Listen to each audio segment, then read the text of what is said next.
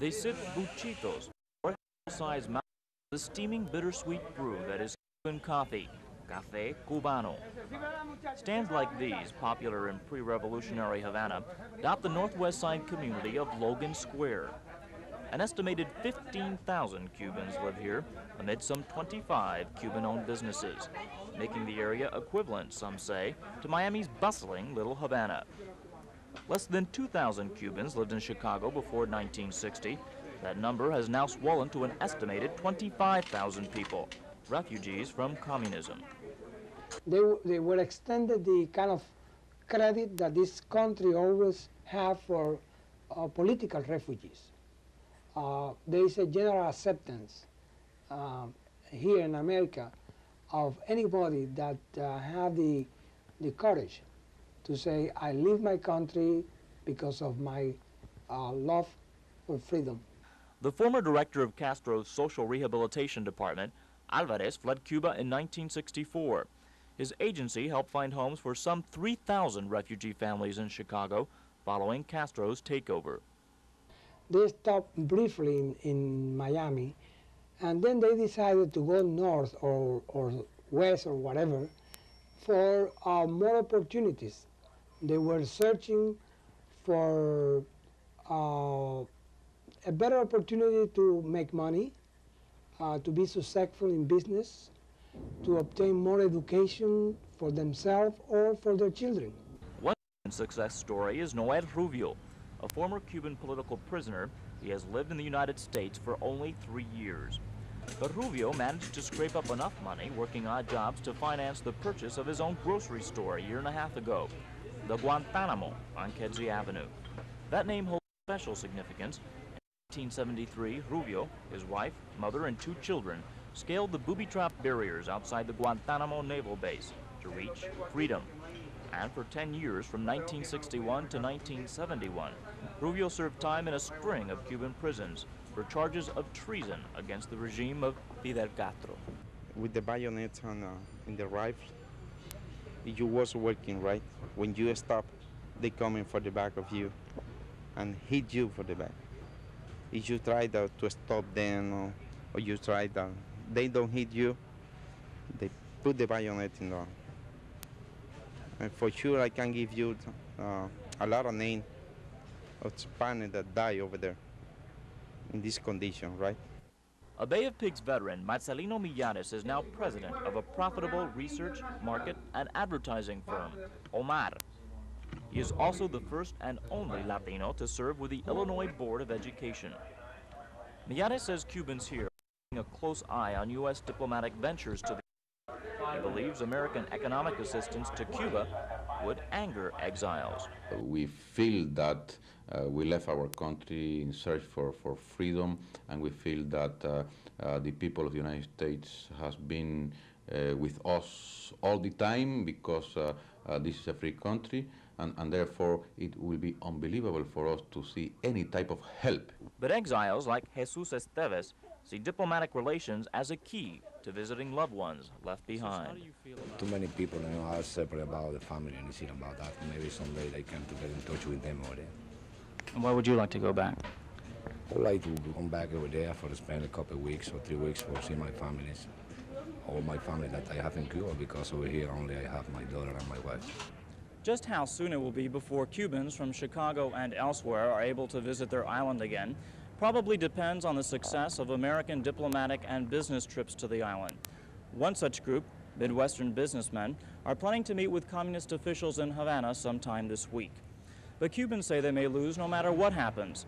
As one Cuban told me, nothing can guarantee we will be able to see our homeland again before we die. Chuck Gomez, Channel 2 News, Logan Square.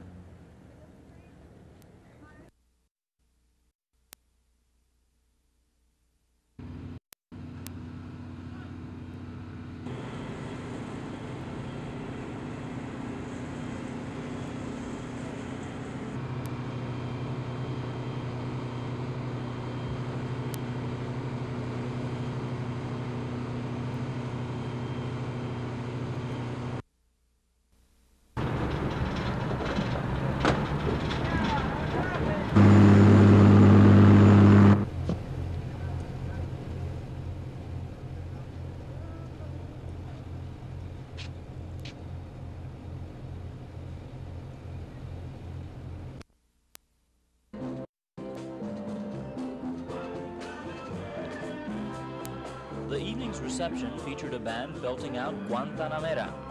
The event was attended by Cuban trade and tourist officials, and Americans feasted on exotic cheeses, hams, shish kebabs, pastries, groaning with what communists see as the fruit of a revolution. Are most Cubans able to eat as nicely as the businessmen were able to tonight? Yes, I think so. You think so? Yes. They have all this ham and all this pork and all this cheese? Yes. No shortages? No. No poverty? No problem. But American businessmen responded enthusiastically to the feast, some even joining to play Los Tambores in a play-along with Juan routine. And Art Masalos, in charge of the First National Bank of Chicago's Latin American division, rubbed elbows with communist Banco Nacional officials. What we hope to do here is to maintain an open dialogue with the Banco Nacional de Cuba and with other interested parties in Cuba. The happy businessmen's faces seem to reflect another decade. Before 1959, the U.S. accounted for 70% of Cuban trade and owned 40% of the key sugar industry and larger shares of other industries and utilities. All that was lost with the revolution. The Chicago businessmen are eager to let bygones be bygones. Was the National Harvester hit pretty hard during the revolution? I understand there were claims of over $1 million. Is this something that's going to have to be taken into account? We were awarded a substantial sum for property that was expropriated, but that's a deal between the governments of Cuba and the United States. I don't want anything to do with that. What is very clear tonight by this rather ostentatious welcome is that the communists are trying very hard to bait this businessman, and the businessmen appear to be biting. But what's important to keep in mind here is that no specific transactions will be concluded this week. It would be illegal for Americans to conclude transactions before the embargo is ended. So the Cubans are bargaining that at best, these discussions will apply political pressure on Jimmy Carter to rescind the embargo and thus resume normal economic relations. Reporting from Santa Maria, Havana, Chuck Gomez, Channel 2 News.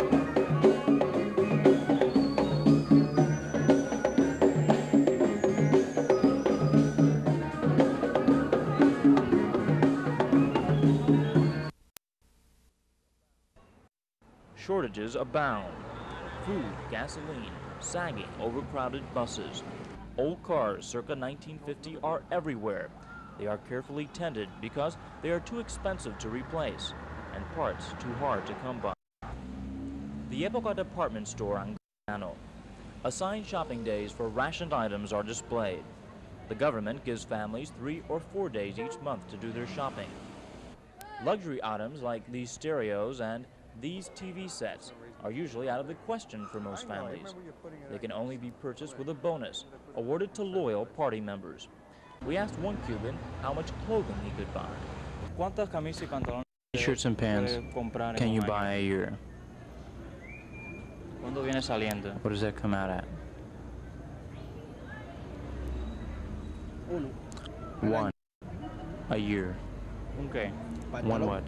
Pants. ¿Es un problema o es bastante para que usted pueda vivir? Or is that enough for you to live? Well, Se puede vivir porque you can live on it. lo coge un año y después lo vuelve a coger de nuevo. I have it for a year, and then I get La another pair camisa next se year. coge 6 meses. And the shirt you get every 6 months. And there are shortages in housing as well. Cuba is building new apartment communities like this one, Alamar.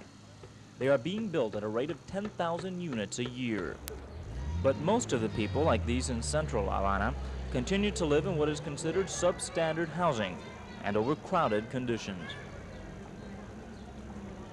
Life in Havana is also the ubiquitous presence of military and the Soviets. Here, 2 Soviet jeeps with soldiers are parked on Galiano. Though the communists are very interested in wooing American businessmen this week, there are constant reminders of the friction between both countries. Here along the entrance to Havana Harbor, on the famed Malecón, an avenue reminiscent of Chicago's Lakeshore Drive, is a monument to the 266 U.S. sailors who lost their lives when the U.S. battleship Maine blew up in 1898.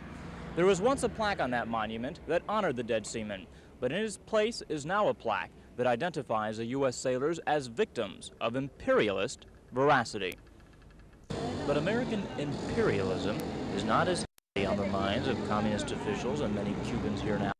They say they realize that trade with the United States may be the key to a better life. As one Cuban told me, we are just getting by now, but that can't last forever. From Havana, Chuck Gomez, Channel 2 News.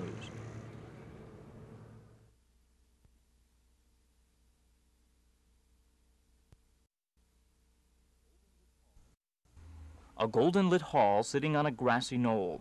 The House of Receptions, built only 2 years ago in the shadow of Havana's Malecon Drive to entertain and impress visiting heads of state. But it was the first night a large group of Americans had stood in that receiving line to meet El Presidente Fidel. Dressed in formal military wear, Castro joked heartily with the Midwestern businessmen and their wives.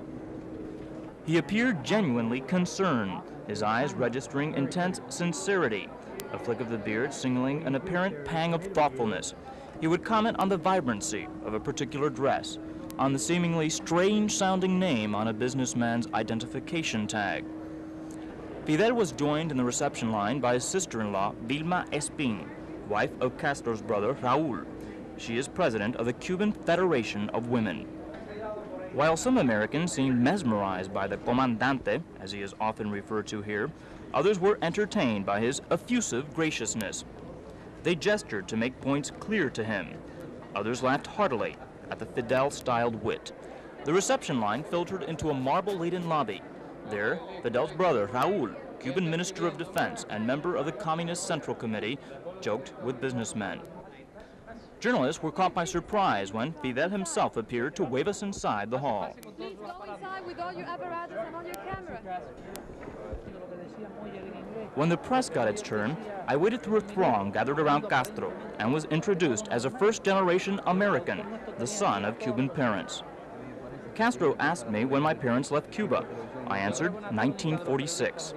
He sighed and smiled, saying that my pinstripe suit reminded him of his striped prison uniform when he was jailed on charges of conspiring against the Batista regime. After conversation, I asked him if Cubans in the United States would find it just as easy as Americans to travel to Cuba to visit relatives. It is possible that could be accomplished. With proper relations between our countries, I think we could allow Cubans to return to their homeland, but we shall see.